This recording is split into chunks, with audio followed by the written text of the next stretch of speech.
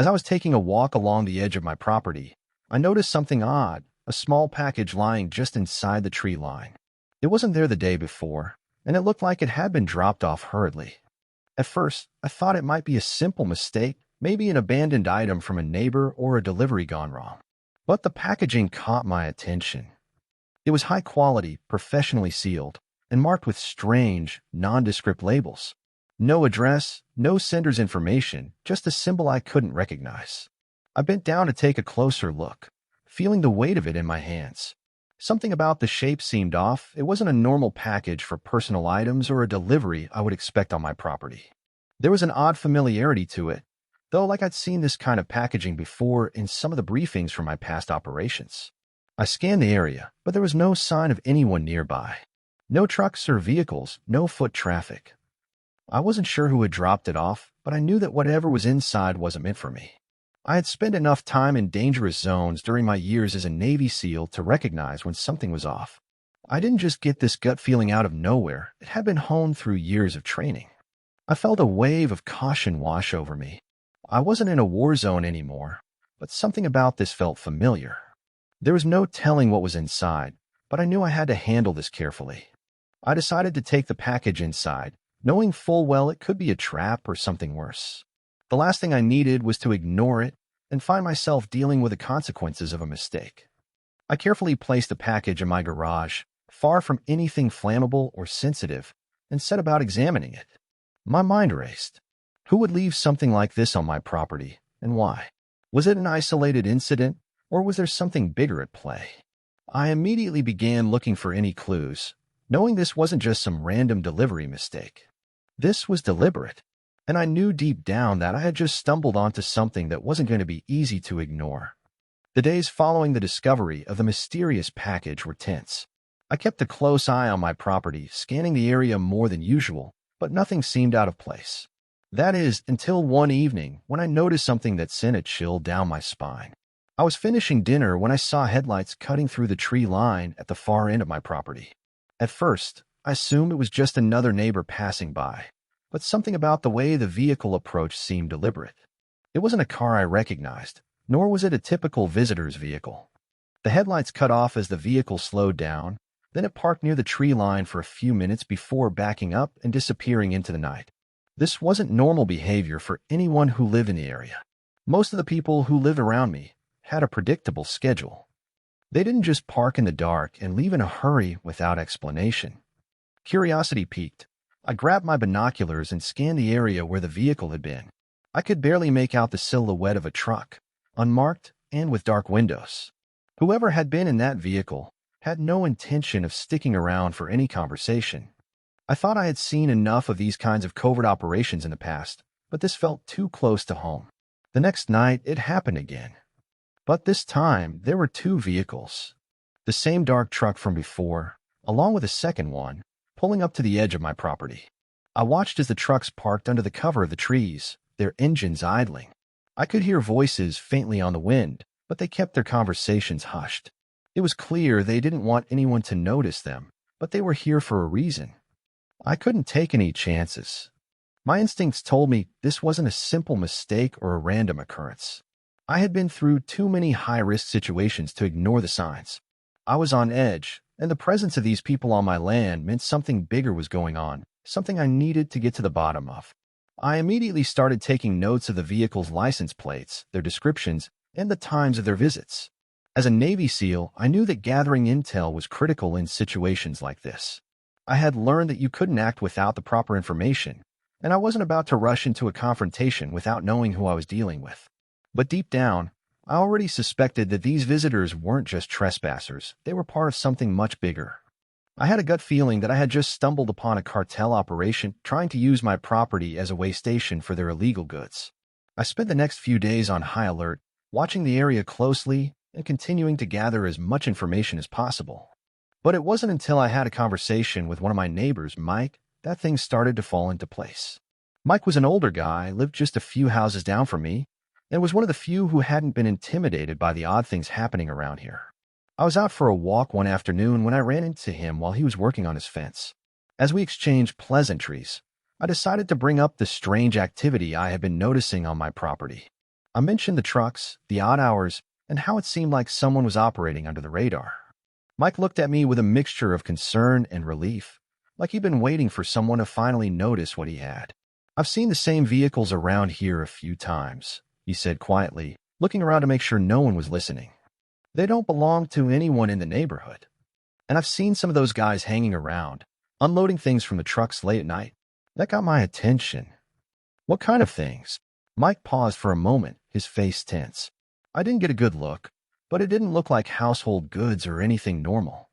They were unloading something wrapped in plastic, and it wasn't the kind of stuff you'd expect on a farm or in a quiet neighborhood like ours. I'm not sure what it is, but it doesn't seem right. I could feel the pieces of the puzzle starting to come together. I'd seen the suspicious vehicles, and now Mike was confirming that there had been other instances of this strange unloading process happening around the neighborhood. It was too much of a coincidence. Whatever these guys were doing, it wasn't just random. I didn't want to get involved, Mike added, looking sheepish. But something about it didn't sit right with me. I just kept my head down. Figured it was none of my business.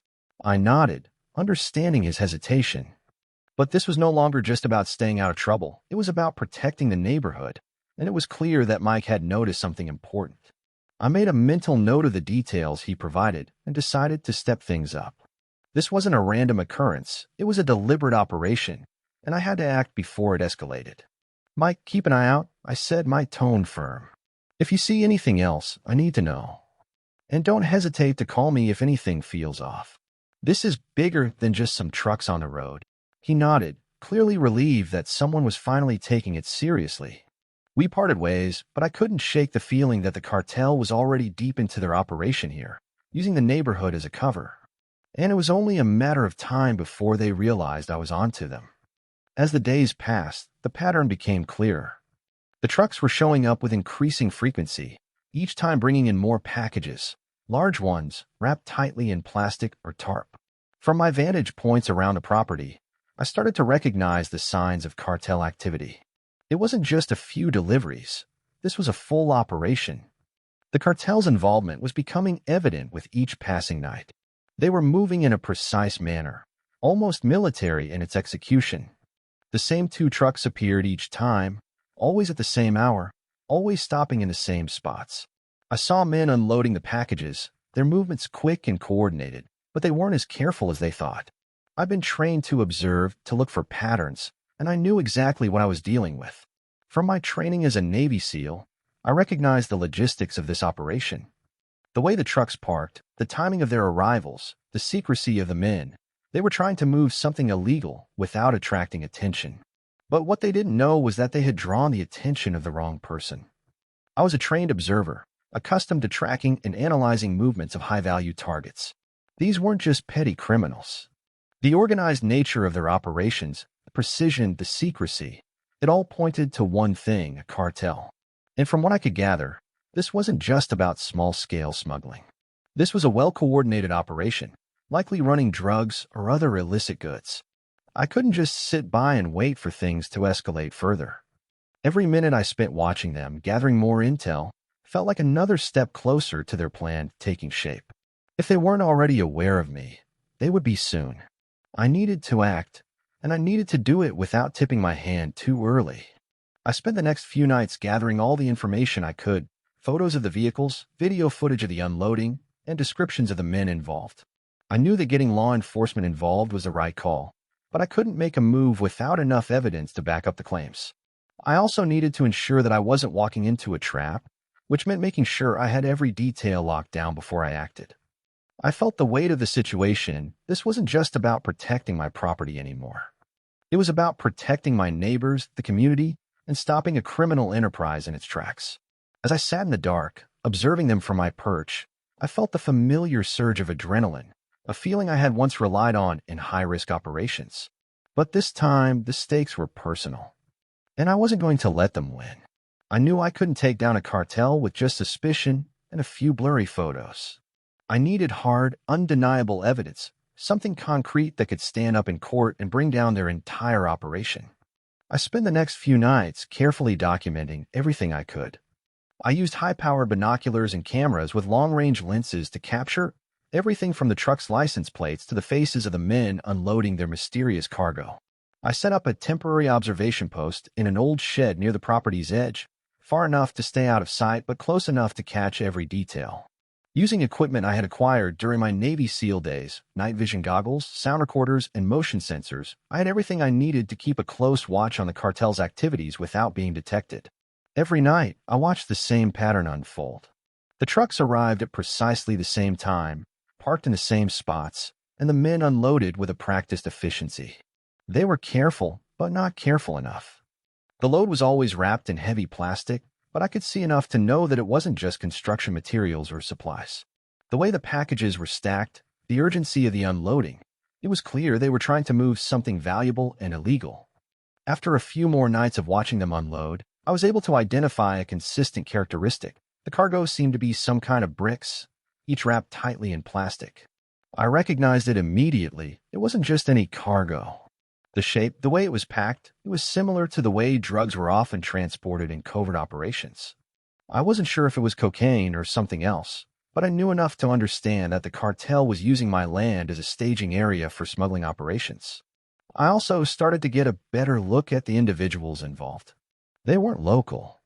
Their accents gave them away, and I knew from experience that this wasn't just a small-time operation. These were professionals. The men had an air of confidence about them, almost like they knew no one would dare to question them. Their coordination was seamless, which only further confirmed that they had done this many times before. Every piece of evidence I gathered was meticulously documented. The license plate numbers, the physical descriptions of the cartel members, even the times the trucks arrived and departed.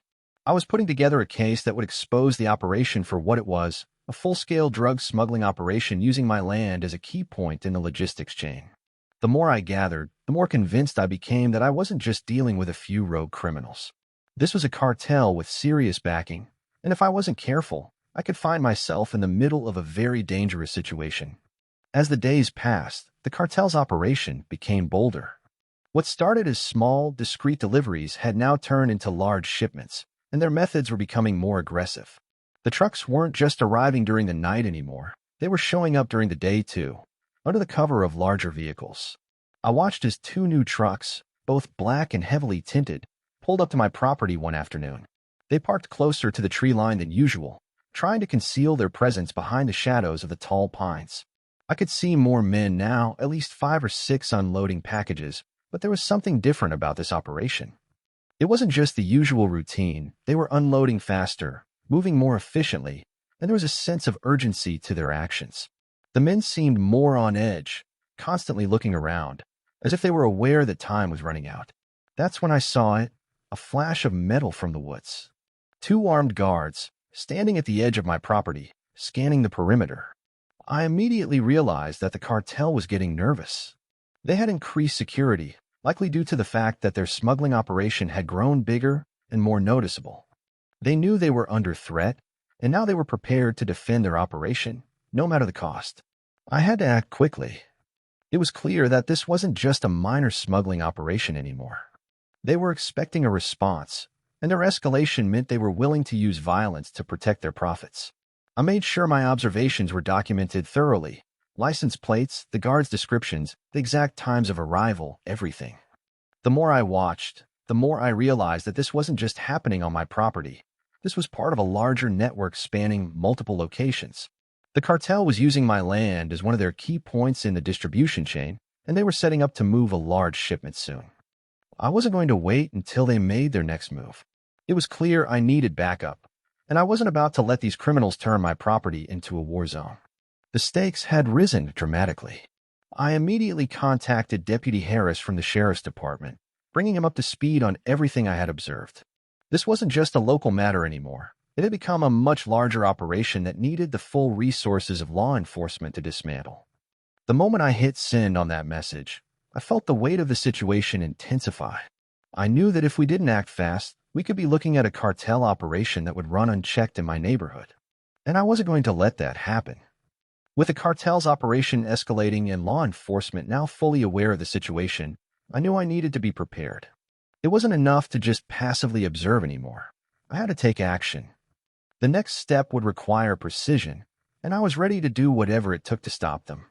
I spent the next 24 hours planning. As a Navy SEAL, I was used to high-risk missions, and I approached this one with the same level of discipline and focus. I reviewed all the footage I had gathered, analyzed the patterns of the cartel's movements, and carefully mapped out my land. I needed to know exactly where they were operating, where their men were positioned, and how they would respond if they felt threatened. The key to success was to make them feel cornered without giving them a chance to retaliate. I also thought about my safety and the safety of the community. I wasn't just protecting my property anymore. This operation had the potential to spill over into the surrounding area. If the cartel sensed that they were losing their foothold, they might get violent. I had to make sure that, when the time came, law enforcement was ready to back me up. Deputy Harris had agreed to assist, and I was already in touch with a few trusted colleagues in local and federal law enforcement. The plan was to set up a tactical response that would involve a coordinated sweep of the area. I'd lead the charge on the ground, using the knowledge I had gathered, while the authorities would focus on securing the perimeter and making arrests. To minimize the risk to the neighborhood, I would focus on neutralizing the cartel's main supply lines. I knew they were trying to move a large shipment, likely drugs, judging by the size and shape of the packages, through my property. If we could intercept this shipment and capture the men handling it, we could shut down their entire operation. But I also knew the cartel wouldn't go down without a fight. They would do whatever it took to protect their interests. I had to be smart about how I approached this. I set up motion sensors and cameras around key points of my property, places where the cartel had frequently unloaded their trucks. I also prepared my own equipment, making sure my tactical gear was ready for the inevitable confrontation. When I felt everything was in place, I gave Harris the go-ahead. He confirmed that backup was on the way and that the sheriff's office had mobilized, along with federal agents. The cartel had no idea that we were about to strike. My plan was to stay one step ahead, keeping them in the dark until the moment was right. It was a calculated risk, but one that had to be taken. There was no turning back now. The countdown had begun. The moment had arrived. The time for surveillance and patience had ended. Now it was time to take action. As I prepared to launch the operation, Deputy Harris called to confirm that law enforcement was in position. He'd already contacted the federal agents, and they were ready to move in, but we needed to act swiftly to catch the cartel before they had a chance to relocate their shipment. I quickly communicated the plan to the team. I would lead the ground assault, targeting the men unloading the drugs and securing the site, while Harris and the other officers would move in to secure the perimeter and make arrests.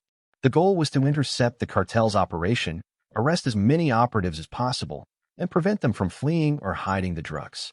I could feel the weight of the situation pressing down on me as I stood at the edge of my property, watching the moonlight spill over the land.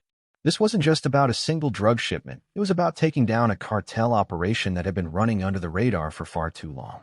I knew that if we succeeded, it could stop them from operating in the region, but failure wasn't an option. With a deep breath, I gave the signal. Harris responded immediately, his voice coming through the comms with precision. "On your mark, Chief. We're ready to move." The first wave of federal agents moved in, securing the perimeter of the property. They had taken positions in the trees, behind large structures, and along the nearby roads. With their positions secured, it was time for me to move in closer. I made my way toward the area where the cartel had been unloading their goods, careful to stay out of sight. The moonlight was enough to guide me, but I knew the shadows were my best friend.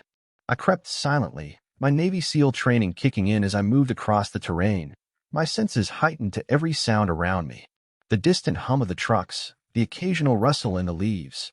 It was all part of the environment I had learned to read during countless missions. As I reached my vantage point, I saw the trucks parked in the same spot, with the cartel operatives unloading packages. This time, they weren't just moving in a rush, they were alert. Their movements were sharp, fast, and coordinated, but there was a sense of unease in the air. They knew something was off. Maybe they had sensed law enforcement closing in, or maybe they had seen something they couldn't explain. Either way, they were making sure that their shipment was handled quickly. I activated my comms, whispering into the mic.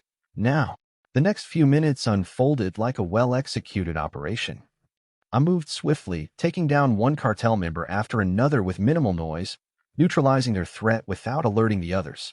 Each takedown was smooth. Years of military training and experience had prepared me for moments like this. At the same time, Harris and his team began sweeping the area, arresting the remaining cartel operatives. They moved in, securing the trucks, and began searching the cargo. The drugs were their large, tightly wrapped bricks, just like I had suspected. The cartel was in the middle of a major shipment, and now, thanks to careful planning and precise execution, it was all about to come to an end. But even with the cartel members in custody, I knew this wasn't the final victory. This was just the beginning. The operation had been a success, but there were bigger questions to answer. Who was behind this cartel? How far did their operation extend? And more importantly, how many other hidden cartel networks were still out there? As the cartel operatives were cuffed and their weapons confiscated, I began to feel the weight of the situation ease, just slightly. We had intercepted the shipment, and several of the key players were in custody. The operation had been a success, but there was still an underlying tension, something I couldn't shake. The calm I was feeling was temporary. I wasn't alone in my concern. Deputy Harris had just finished securing the last of the cartel members when I saw him walk over to me, a grim look on his face. "Chief, we've got a problem," he said, his voice low. "I've been getting reports from our backup team. The cartel's still trying to move product, and they've got another truck coming in. I don't think this was their main shipment. This was a diversion." I felt a knot tighten in my stomach. This wasn't over. The cartel was trying to make a last-ditch attempt to escape. They knew they'd been compromised, but their primary objective hadn't changed. They still had goods to move, and they still had a chance to break free. "Where's the other truck?" I asked, already turning toward the perimeter of the property. "Coming from the east side. It's probably going to hit one of the back roads leading to the highway," Harris replied. "They're trying to slip out before we can get them all." The adrenaline that had begun to subside hit me again hard. I couldn't let them escape. If we didn't act fast, the cartel would be gone in minutes, and the entire operation would be a wasted effort. I quickly relayed the information to the rest of the team, and we adjusted our strategy. No one was leaving until every last member of this cartel was captured.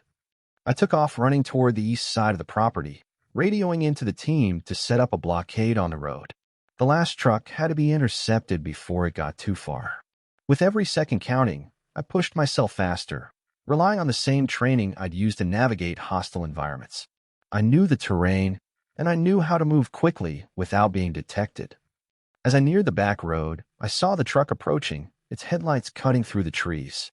The vehicle was moving fast, and it seemed to be unaware that we were already on their tail.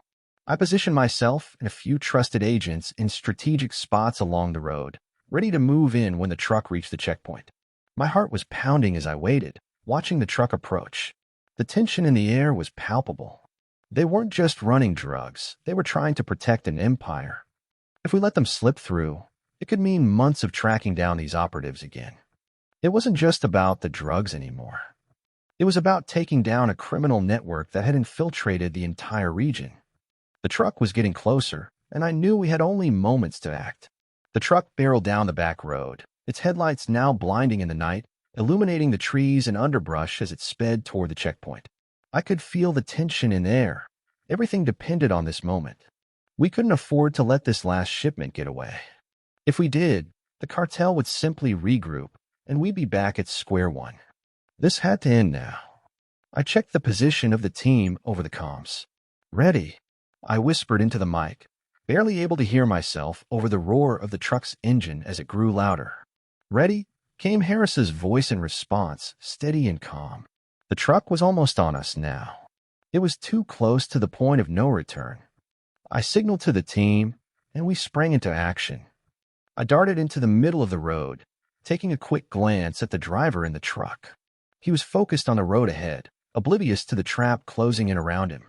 Without hesitation, I raised my hand to signal the team, and we moved in swiftly, surrounding the truck in a well-coordinated move. The vehicle slammed on its brakes, kicking up dust and gravel as it skidded to a stop.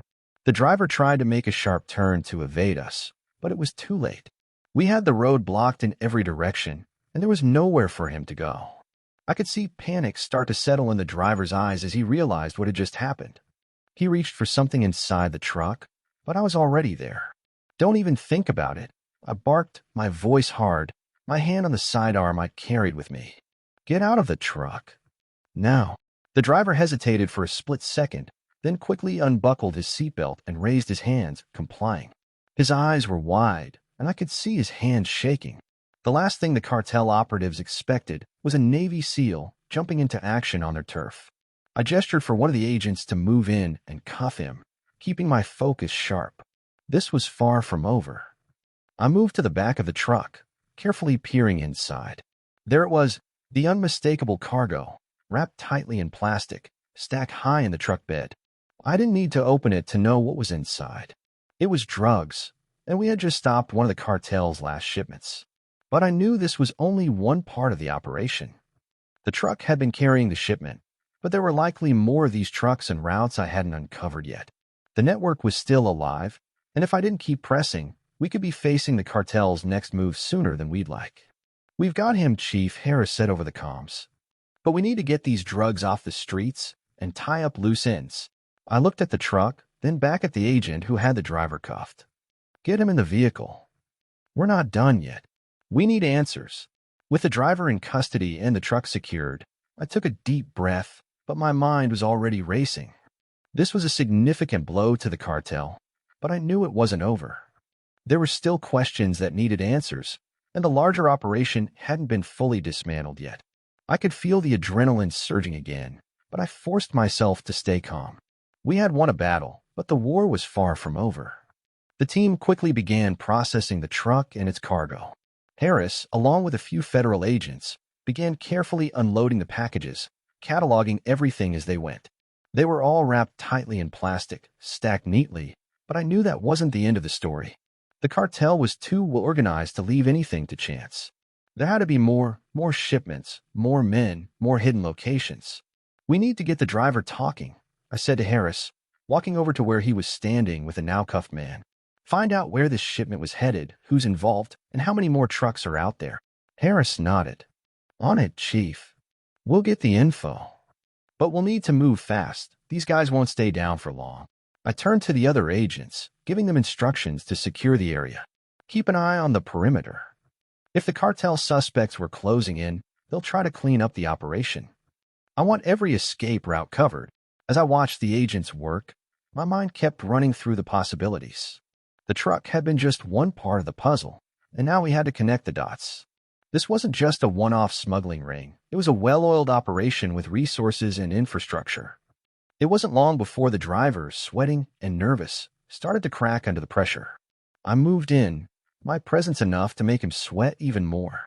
"You can tell me where this shipment was headed, or you can stay in a holding cell for a lot longer," I said firmly. "You're in deep with people who won't hesitate to make you disappear.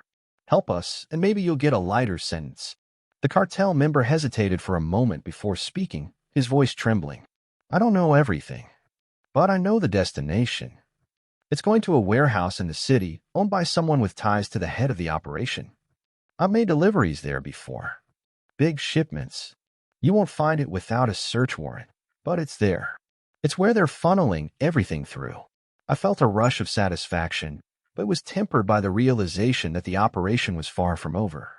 The warehouse was key. It was the central hub, and if we could get in there, we could take down the entire network. "Where's the warehouse?" I pressed, my tone sharp. He gave me a location, one that matched up with intel I'd gathered from previous encounters. It was exactly where I thought it would be. The cartel had been careful to hide their operation, but now we had the coordinates.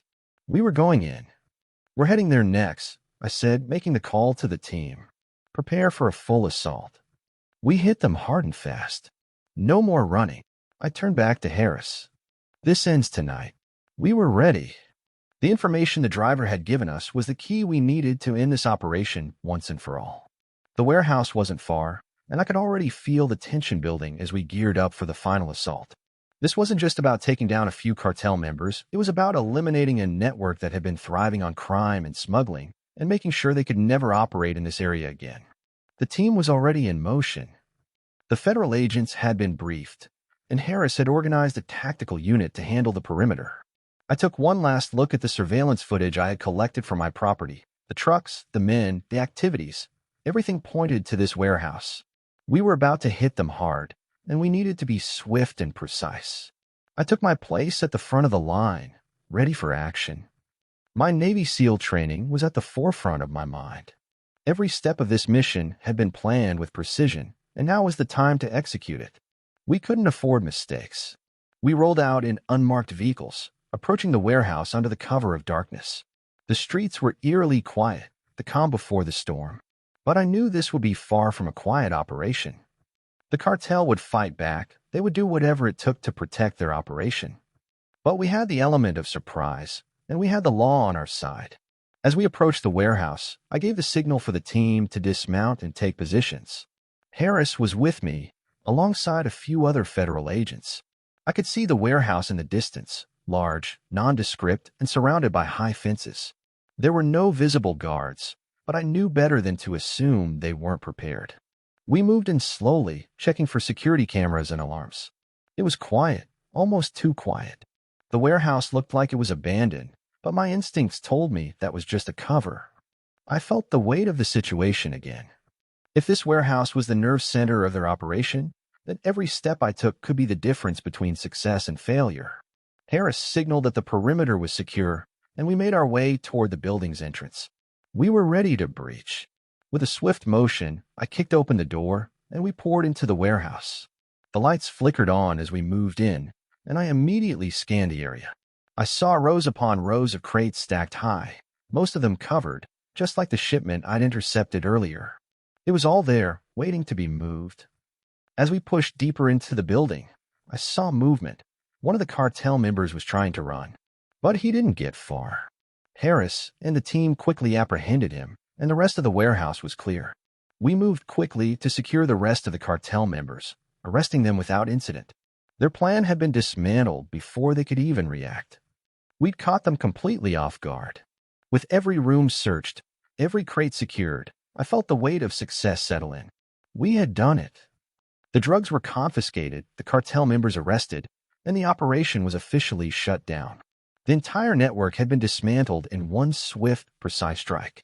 But as I stood there looking at the seized shipments, I couldn't help but wonder how many other operations like this were out there. We had taken down one piece of a much larger puzzle, but for now, I could finally breathe a little easier, knowing that my property and my community were safe again.